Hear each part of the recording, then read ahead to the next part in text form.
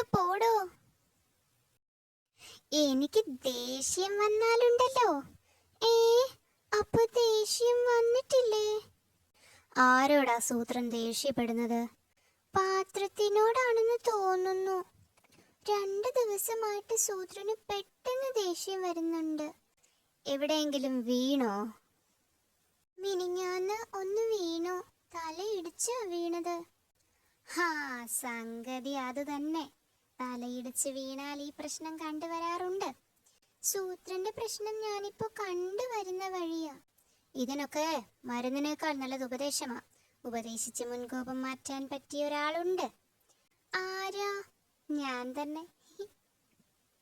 ശരിയാ അപ്പൂപ്പ, തൊട്ടതിനെല്ലാം എനിക്കിപ്പോ ദേഷ്യം വരുന്നുണ്ട്. ആരും തൊട്ടില്ലെങ്കിലും സൂത്രന് ദേഷ്യം വരും. എല്ലാം ഞാൻ ഉപദേശിച്ച് മാറ്റിത്തരാം. 7 ദിവസമാണ് ഉപദേശം. ഓരോ ദിവസവും ഓരോ മുയലിനെ വെച്ച് തന്നാ മതി. ശരി, ഇന്നത്തെ ഉപദേശം തുടങ്ങാം. ഈ മുൻകോപം എന്ന് പറയുന്നത് ഒരു ഓട്ടക്കാരനാണ്. മുൻകോപം എപ്പോഴും ഓടി മുന്നിലെത്താൻ നോക്കും. അപ്പൊ നമ്മളും ഓടിനെ പിന്നിലാക്കണം. എത്ര ദൂരം ഓടേണ്ടി വരും? ശരിക്കും ഓടണ്ട. ഓടി ഓടി മുൻകോപത്തിന്റെ മുന്നിലെത്തി എന്ന് മനസ്സിൽ വിചാരിച്ചാൽ മതി.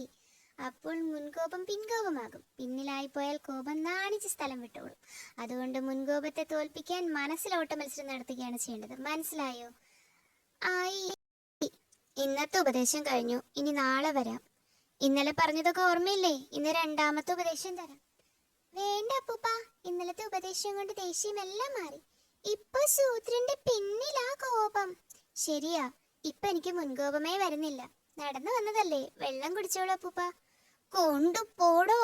അവന്റെ ഒരു വെള്ളം 7 ദിവസം മുയലിനെ തിന്നാമെന്ന് വിചാരിച്ചതാ.